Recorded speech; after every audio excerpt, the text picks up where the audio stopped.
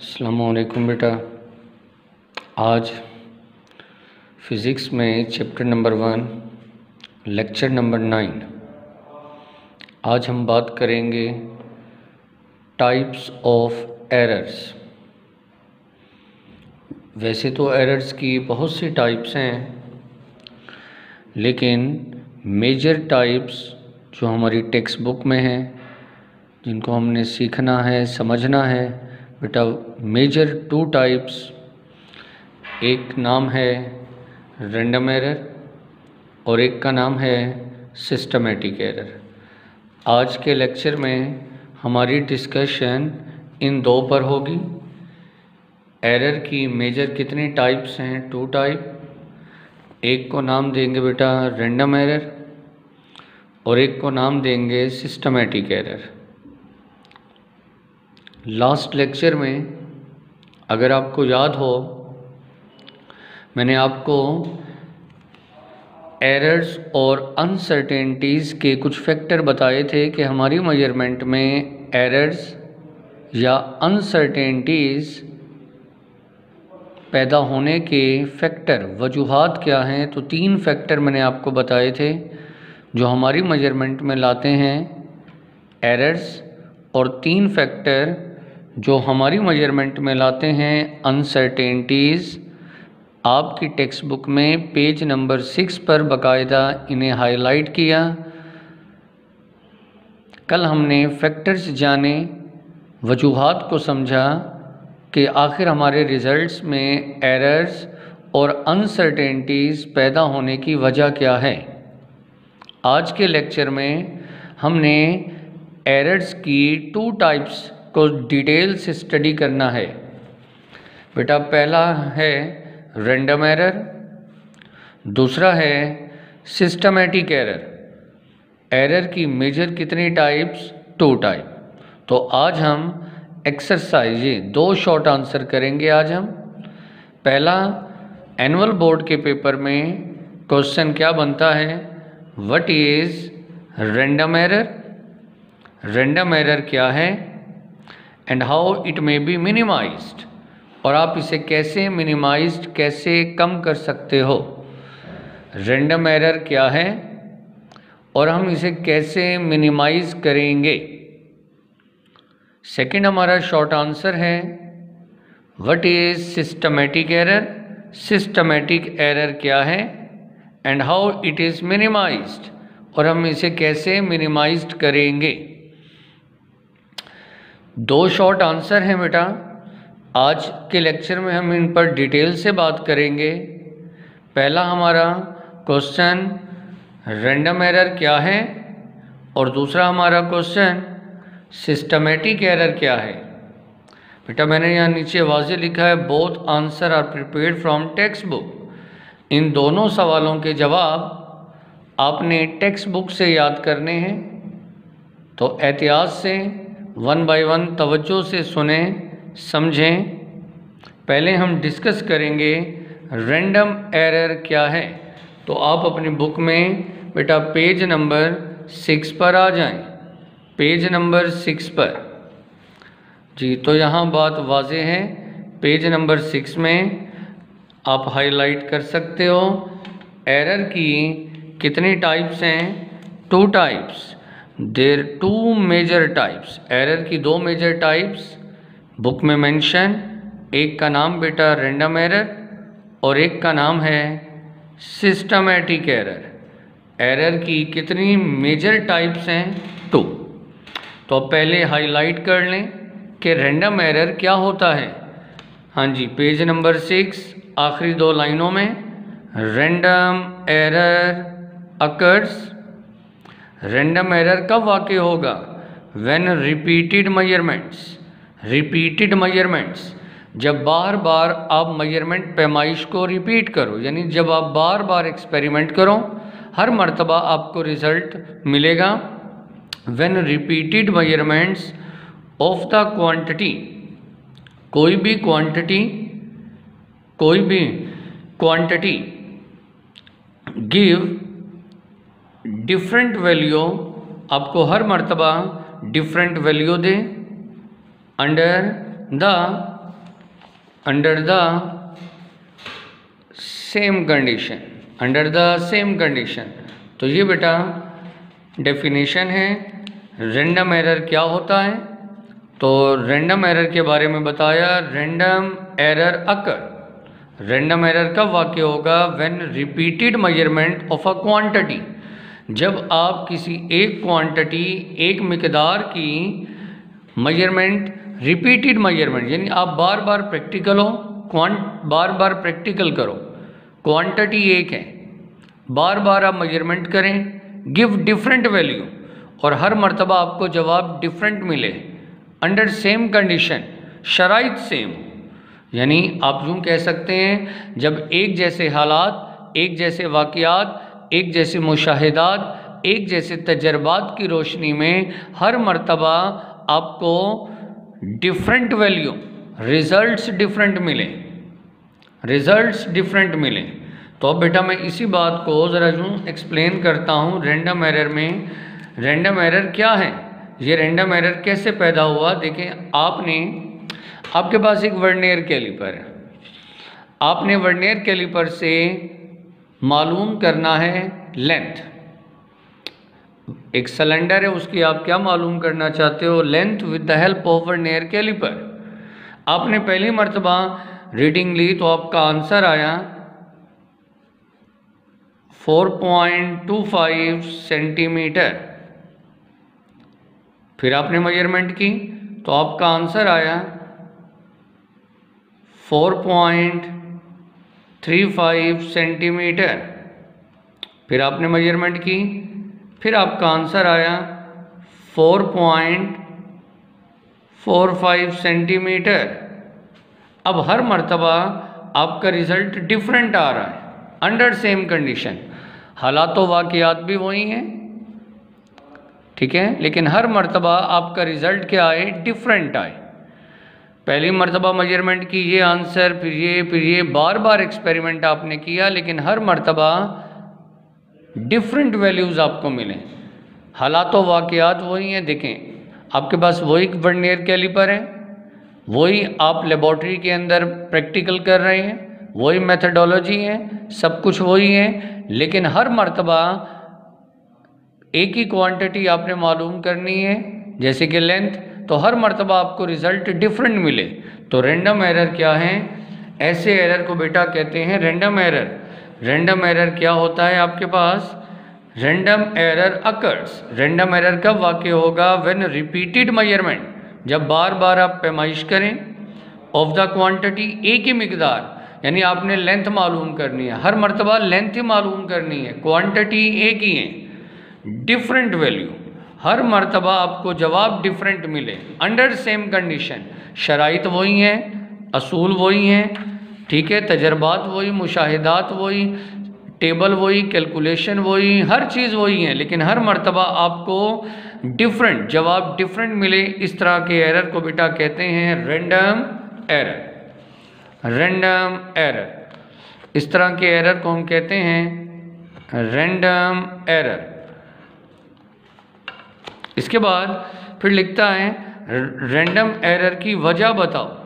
तो वजह बेटा क्या है जी? लिखता है it is due to some unknown cause. Unknown cause, तो टेक्स्ट बुक ने वाज़े लिखा है कि रैंडम एरर की वजह नहीं पता, कोई हम नहीं जानते कि रैंडम एरर क्यों पैदा हुआ। क्या पर्सनल एरर, मुझसे कोई गलती हुई प्रैक्टिकल करते हुए? क्या इंस्ट्रूमेंट में कोई गलती थी? क्या नेचुरल वेरिएशन थी? तो अननोन काज, रैंडम एरर की बुक ने मेंशन कर दिया है it is due to some unknown cause. कोई अननोन काज, यानी ऐसी कोई काज हम बता ही नहीं सकते जिसकी वजह से रैंडम एरर पैदा हुआ।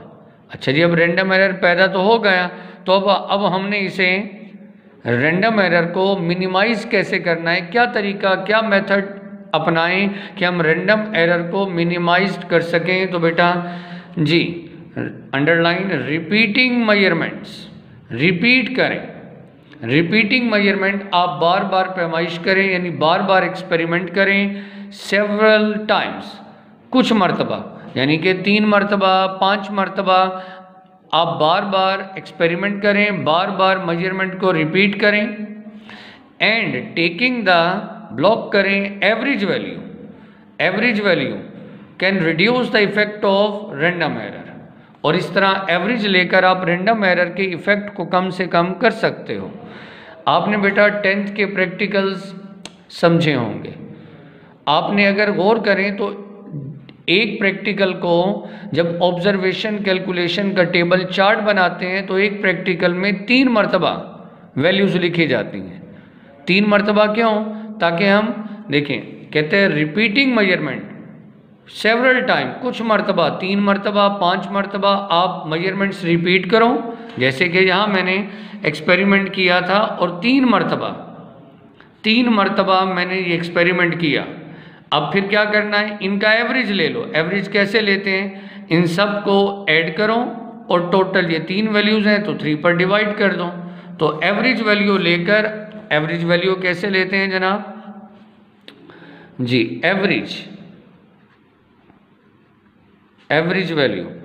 तो एवरेज वैल्यू लेने का क्या तरीका है, इन तीनों को ऐड करो, 4.25, 4.35, 4.45, तीनों को ऐड करके फिर क्या करें, 3 पर डिवाइड कर दें। तो इस तरह जो आंसर आएगा वो रैंडम एरर से पाक होगा। तो ये यहाँ बेटा हमारी टेक्स्ट बुक में लिखता है, it is due to some unknown cause, कोई वजह पता नहीं कि क्या वजह है।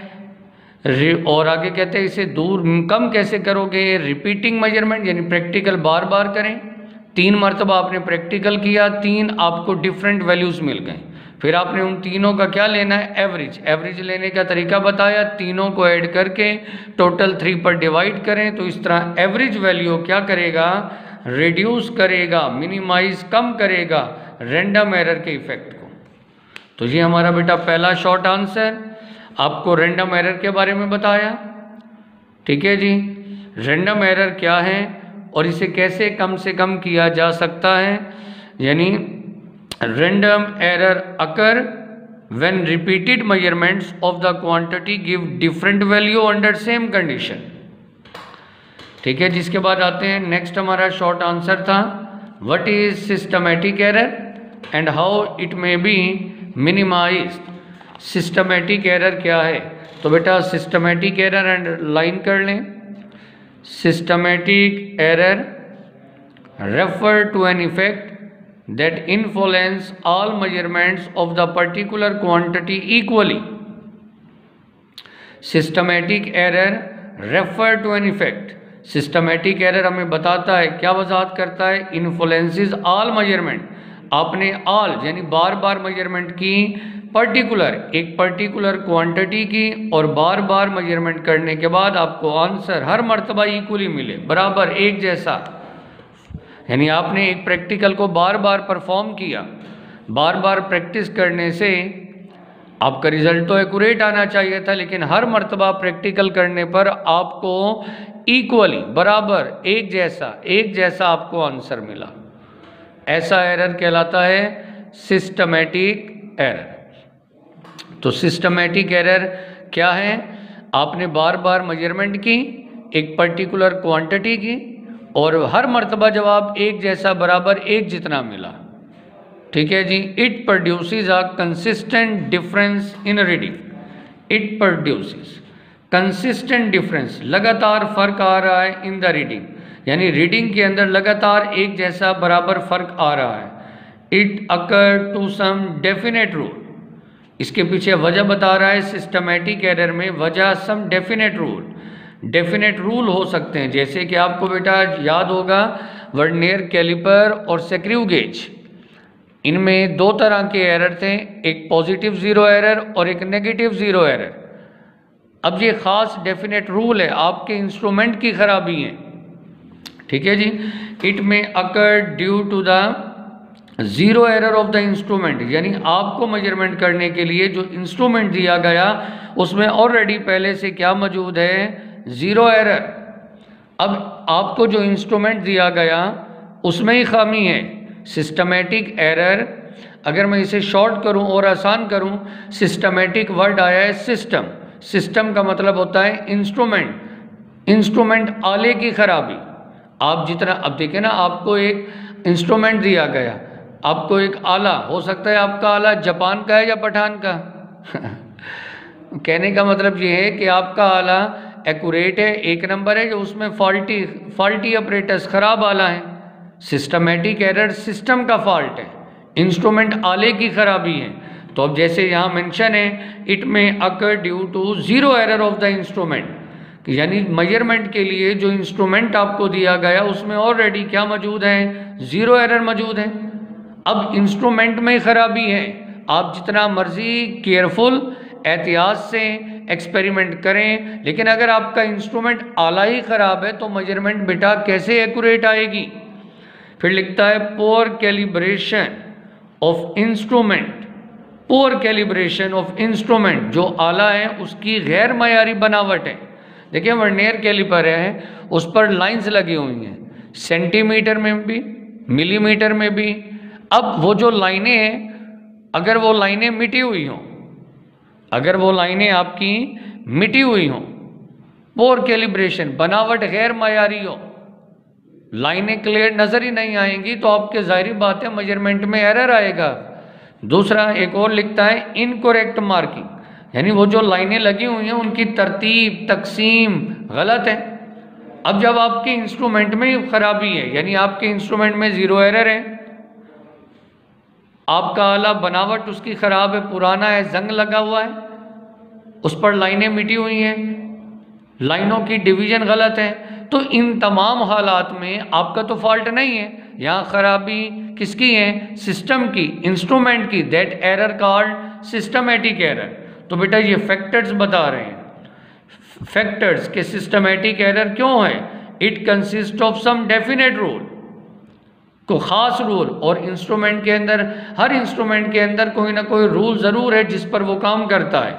इट में अगर जीरो एरर, इंस्ट्रूमेंट का zero error, poor calibration instrument की, इनकरेक्ट मार्किंग, ये 4-5 फैक्टर बताए गए हैं जो हमें वजाहत करेंगे कि किस तरह इंस्ट्रूमेंट में, सिस्टम में जीरो एरर, सिस्टम के अंदर एरर पैदा हुआ। अब बेटा इसे मिनिमाइज कैसे करोगे, इसे आप कम से कम कैसे करोगे, मिनिमाइज कैसे करोगे। Systematic error can be reduced, systematic error को कैसे रिड्यूस करना है, बाय कंपेयरिंग, आपने मवाजना करना है इंस्ट्रूमेंट को विद अनदर, एक और आले से, विच इज नोन, जिसके बारे में आप जानते हैं, मोर एक्यूरेट, कि वो आपको और ज्यादा बेहतर एक्यूरेसी दे। यानी आप प्रैक्टिकल करें, प्रैक्टिकल करने के लिए आपके पास 2 इंस्ट्रूमेंट हों, एक तो ऑलरेडी आपका इंस्ट्रूमेंट खराब था, फॉल्टी ऑपरेटर्स था, जिसमें गलतियां थी, जिसकी वजह से आपकी मेजरमेंट एक्यूरेट नहीं आ रही थी। अब आप उस इंस्ट्रूमेंट को साइड पर रखें, एक और जेन्युइन नया इंस्ट्रूमेंट आला इस्तेमाल करें जिसमें कोई जीरो एरर ना हो, जिसकी बनावट अच्छी हो, जिस पर मार्किंग क्लियर वाज़ेह हो।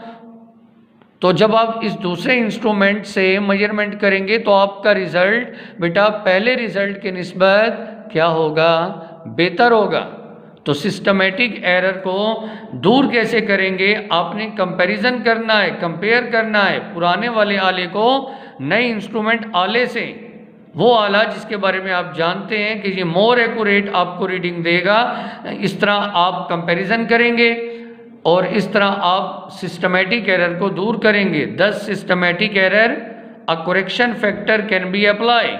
अ करेक्शन फैक्टर, जैसे करेक्शन फैक्टर अप्लाई करने का मतलब है जैसे आपके वर्नियर कैलिपर में पॉजिटिव जीरो एरर है तो आप उसकी करेक्शन कर लें, नेगेटिव करेक्शन, और अगर नेगेटिव जीरो एरर है तो आप उसकी पॉजिटिव करेक्शन कर लें। तो करेक्शन करके भी आप इंस्ट्रूमेंट को बेशक रिप्लेस ना करें, जो आला ख़राब था उसी में आप करेक्शन फैक्टर अप्लाई करके सिस्टमेटिक एरर को मिनिमाइज कर सकते हो।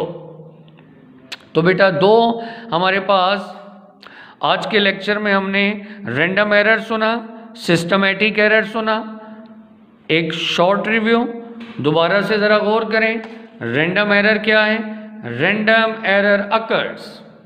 रैंडम एरर कब वाक़ई होगा? व्हेन रिपीटेड मेजरमेंट, जब आप बार बार मेजरमेंट करें एक ही क्वांटिटी की हर मर्तबा आपको डिफरेंट वैल्यू मिले अंडर सेम कंडीशन, हर मर्तबा कंडीशन वही है, हालात वाक़ियात तजर्बात मुशाहिदा सब कुछ वही है, लेकिन हर मर्तबा अगर डिफरेंट रिजल्ट मिले ऐसा error random error. Random error को की वजह क्या है? अननोन काज, कोई वजह मालूम नहीं। कैसे मिनिमाइज करें? रिपीटिंग मेजरमेंट, बार बार मेजरमेंट करें, बार बार एक्सपेरिमेंट को रिपीट करें और फिर आप एवरेज वैल्यू लेकर रैंडम एरर को कम से कम कर सकते हो। इसके बाद बेटा हम आए सिस्टमेटिक एरर। तो सिस्टमेटिक एरर की एक तारीफ यहाँ भी है। अगर आप समरी पर आए जी बेटा, पेज नंबर 19 पर अगर आए तो सिस्टमेटिक एरर की एक और डेफिनेशन हाईलाइट कर लें।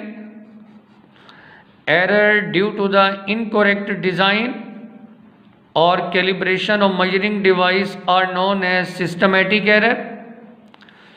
Errors due to incorrect design, एक ऐसा आला जिसमें आपने उसकी बनावट इनकरेक्ट डिजाइन की, कैलिब्रेशन और उसमें जो लाइनें हैं मिटी हुई हैं उनकी बनावट ख़राब है, जंगशुदा, और मेजरिंग डिवाइस, कोई भी आपकी मेजरिंग डिवाइस जिसमें इनकरेक्ट डिज़ाइन हो, कैलिब्रेशन बनावट ख़राब हो, लाइनें मिटी हुई हों, तो ऐसे मेजरिंग डिवाइस का मतलब है इंस्ट्रूमेंट आला, ऐसे आले में जो एरर पाया जाएगा बेटा वो है systematic error.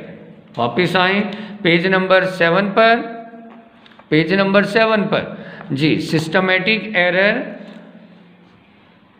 It produces a consistent difference in reading, लगातार रीडिंग में एक जैसा फर्क। अब इसके फैक्टर अंडरलाइन कर लें। फैक्टर, इसके फैक्टर हैं, पहला zero error of the instrument और कैलिब्रेशन इंस्ट्रूमेंट की इनकरेक्ट मार्किंग। फिर सिस्टमेटिक एरर को मिनिमाइज कम कैसे करेंगे?